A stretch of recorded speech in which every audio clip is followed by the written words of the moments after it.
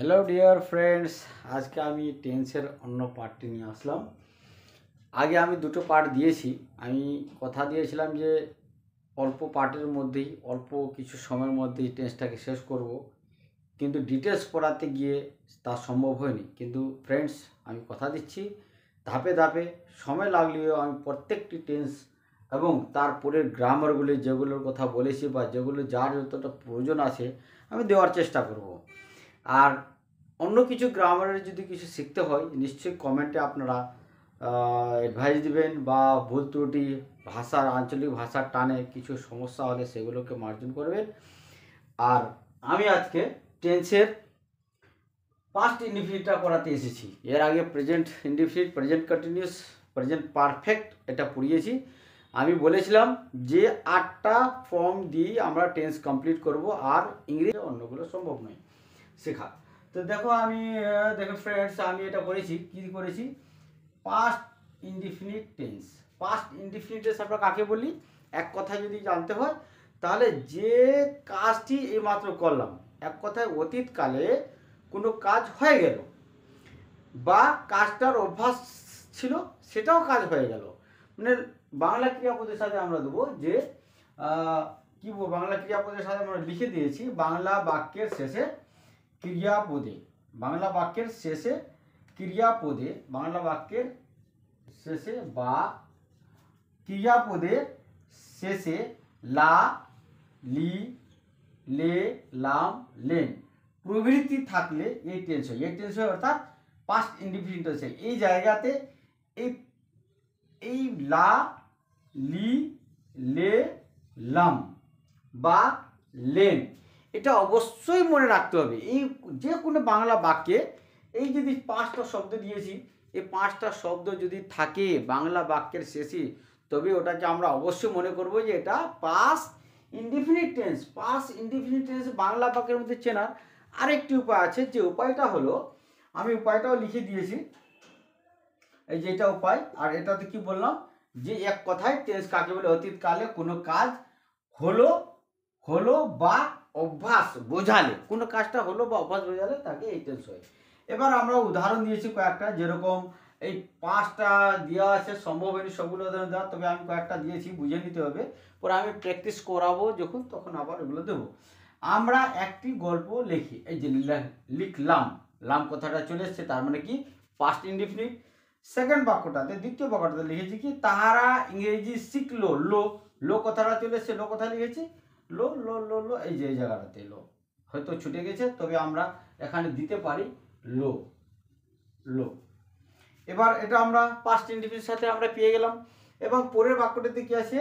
আমি ফুটবল খেললাম, লাম আছে আবার অনেকগুলো, যে আপনি ইংরেজি পড়ালেন, লেন কথাটা চলে আসলো, আপনি চাকুলিয়া যাবে, কলকাতা যাবে, এগুলো তো ফিউচার। কিন্তু যদি এটা বলতাম যে আপনি চাকুলিয়া গেছিলেন, আপনি কলকাতা গেছিলেন, আপনি শিলিগুড়ি গেছিলেন, এই যে লেন কথাটা আসলো, আমি ভাত খেলাম, সে কাজ করলো, লা, লো, লে, লাম, এই শব্দগুলি যদি থাকে তা আমাদেরকে একবারই মনে করে নিতে হবে যে ওটা পাস্ট ইনডিফিনিট ভিওর।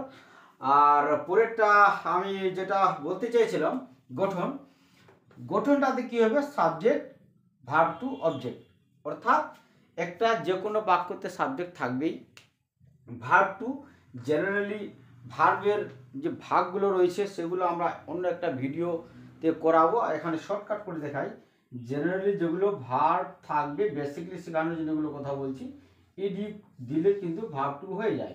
কিন্তু অন্যান্য ক্ষেত্রে অন্য রকম ভার্ব আছে, যেরকম ইট ভার্বটাকে ধরবো, এটাকে ভার্ব টু করতে হলে কী হবে? ইট হবে, ভার্ব থ্রি কী হবে?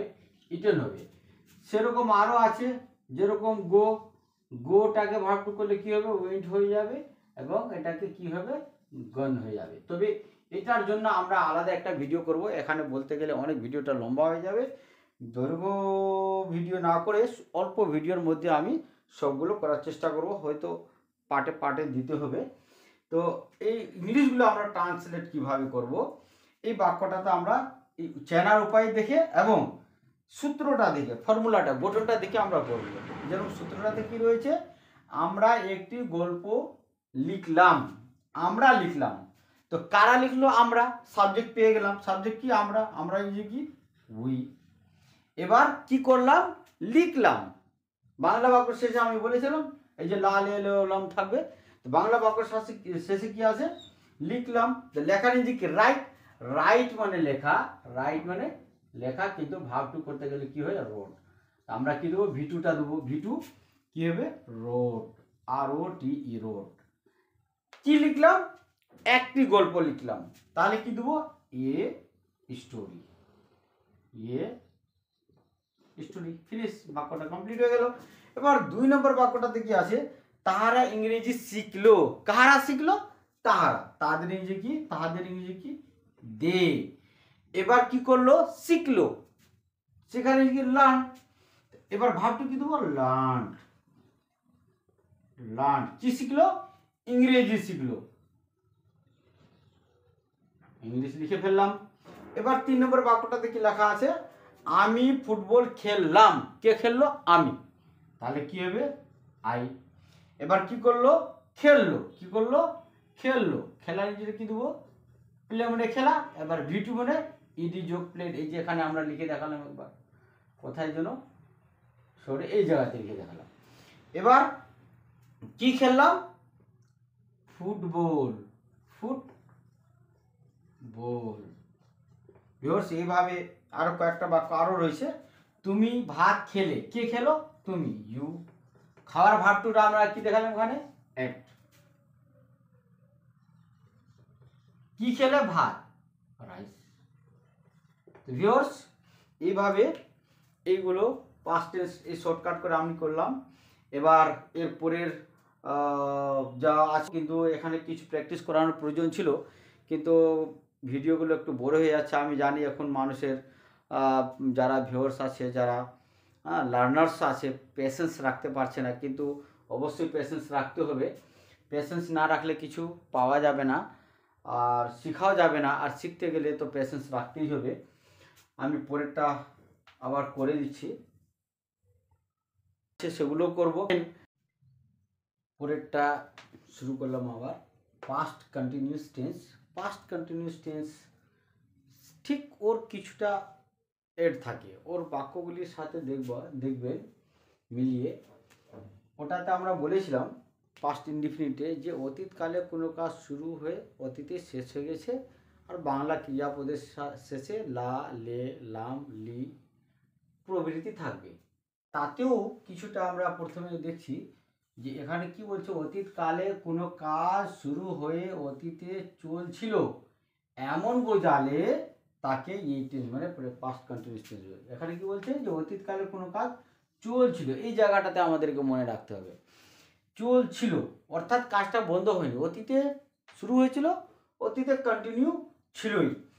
চেনার উপায় আমি এক লাইনে লিখে দিয়েছি, যে বাংলা বাক্যের শেষে অথবা বাংলা ক্রিয়াপদের শেষেও বলা যায়, কি ছিল, তে ছিল, তে ছিলেন, তে ছিল, তেছিলাম, তেছিলি, তেছিলাম, তেছিলি, অর্থাৎ 1, 2, 3, 4, প্রায় এই 4টা কথা শব্দ মনে রাখলে পাস্ট কন্টিনিউয়াস টেন্স এর চেনার উপায়টা আমরা জেনে যাব। অর্থাৎ যদি আমরা কোনো বাংলা বাক্যের শেষে এই শব্দগুলি পাই, তাহলে মনে করতে হবে সেই টেন্সটা হলো পাস্ট কন্টিনিউয়াস টেন্স। আর পাস্ট কন্টিনিউয়াস টেন্স কোনো বাংলা বাক্যকে ট্রান্সলেশন করতে গেলে এই জিনিসগুলো আমাদেরকে চেনে রাখতে হবে। আর তার সাথে সাথে পাশাপাশি মনে রাখতে হবে, আমি গঠনটাও লিখে দিয়েছি, যেরকম উদাহরণস্বরূপ আমরা কয়েকটা উদাহরণ পেয়েছি। প্রথম উদাহরণটা রয়েছে, বালকেরা মাঠে খেলছিল, অর্থাৎ খেলিতেছিল, তেছিল কথাটা রয়েছে। এই বাক্যটা তাহলে তেছিল যদি থাকে কি হবে, পাস্ট কন্টিনিউয়াস হবে। পরের বাক্যটাতে আবার তেছিলেন, কাজটা চলতেই ছিল অতীতে, তার মানে এটা কোন টেন্স, পাস্ট কন্টিনিউয়াস টেন্স। এবার পরেরটা আরেকটা লিখেছি, আমি বই পড়িতেছিলাম, এটাও পাস্ট কন্টিনিউয়াস। এবার এর একটা গঠনটা, অর্থাৎ এখানে গঠনটা আমরা দিয়েছি, গঠন এখানে কি হবে, গঠনটা আমরা লিখলাম কি, সাবজেক্ট ওয়াজ, ওয়ের, এই দুটা থাকবে, ভার্ব আইএনজি যুক্ত প্লাস অবজেক্ট। এবার এখানে চেনার বিষয়টা আছে যে ওয়াজ, ওয়ের দুইটা হেল্পিং ভার্ব, দুটো হেল্পিং ভার্ব রয়েছে, দুটো হেল্পিং ভার্বের মধ্যে কোনটা আমরা কখন বসাবো সেটা একটু আমরা ছোট্ট করে জেনে নিই। সাবজেক্ট যদি থার্ড পারসন সিঙ্গুলার হয়, অথবা এভাবেও আমরা বলতে পারি সাবজেক্ট অর্থাৎ কর্তা যদি একজন মাত্র বোঝায়, শুধু একজন বোঝালে আমরা সেক্ষেত্রে ওয়াজ দেব। এবং কর্তা অর্থাৎ সাবজেক্ট যদি একের বেশি হয়, একের বেশি মনে হয়, তখন আমাদেরকে ওয়ার্ড দিতে হবে। সব ক্ষেত্রে এই কথাটা মনে রাখতে হবে, সাবজেক্ট অর্থাৎ কর্তা একজন থাকলে ওয়াজ দেব, আর সাবজেক্ট যদি একের বেশি হয় অর্থাৎ প্লুরাল নাম্বার হয় তবে তখন আমরা ওয়ার্ড দেবো। এবং যেহেতু ছিলেন পাস্ট কন্টিনিউয়াস টেন্স, এই জায়গাতে দেখো আমরা কন্টিনিউয়াস কথাটা বলেছি। কন্টিনিউয়াস কথাটা যদি থেকে থাকে তাহলে সব সময় ভার্বের সাথে আইএনজি যুক্ত হবে, সেই প্রেজেন্ট টেন্সের ক্ষেত্রে হোক বা পাস্ট টেন্সের ক্ষেত্রে হোক অথবা ফিউচার টেন্সের ক্ষেত্রে হোক। ছিলেন মানে কোনো কাজ কন্টিনিউ থাকলে আমরা ভার্বের সাথে আইএনজি যোগ করব। এভাবে আমরা আরেকটা উদাহরণ নিয়ে নিতে পারি। একটা উদাহরণ আমরা দিয়ে দিলাম, আমি কথা বলিতেছিলাম, অর্থাৎ এই কথাটা যদি বলি তাই ওয়াজ, যে কে বলছিল, আমি বলছিলাম, সাবজেক্ট হয়ে গেল। সাবজেক্টের উপর কি হবে, হেল্পিং ভার্ব। কে বলছিল, আমি বলছিলাম, আমি একাই আছি, সেক্ষেত্রে হেল্পিং ভার্বটা কি হবে, ওয়াজ হবে। এবার কি করছিলাম, বলছিলাম, কথাটা বলতে কন্টিনিউ আছে, অতীতে কন্টিনিউ। কথা বলার নিজে আমরা কি দেবো, স্পিকিং দিতে পারি, টেলিং দিতে পারি। তো টেলিং দিলাম, আই এম টেলিং, অথবা আই এম স্পিকিং দিলেও হবে। আই এম স্পিকিং, কি কথা বলছিলাম, ইংরেজি কথা বলছিলাম, বা সরি ওখানে বাক্যটা আমি শেখাচ্ছিলাম বলছিলাম, পড়াচ্ছিলাম, টিচিং। যদি এটা বলে কি পড়াচ্ছিলাম তাহলে ইংরেজি কথা দেবো, বা অবজেক্ট যা হবে তাই দিয়ে দিলে হয়ে যাবে। তো ফ্রেন্ডস, আজকে পাস্ট টেন্সটা কমপ্লিট করলাম। এরপরে যেটা পার্ট দেব অবশ্যই ফিউচার শেষ করে আমরা আর্টিকেল বা ভয়েস চেঞ্জ, নেরেশন, এই কিছু একটা গ্রামারের পার্ট নিয়ে আসবো। আপনারা যদি কোনো একটা এর মধ্যে পড়তে চান বা শিখতে চান তবে আমাকে কমেন্ট করে জানান। আর ফ্রেন্ডস, লাইক, শেয়ার, সাবস্ক্রাইব না থাকলে সাবস্ক্রাইব অবশ্যই করবেন। ভালো লাগলে তবুও কমেন্ট করার চেষ্টা করবেন, খারাপ লাগলে সেটাও আমাকে পরামর্শ দিবেন, কারণ আপনার পরামর্শ আমার কাছে কোটি টাকারও বেশি মূল্যবান। Thank you, bye by.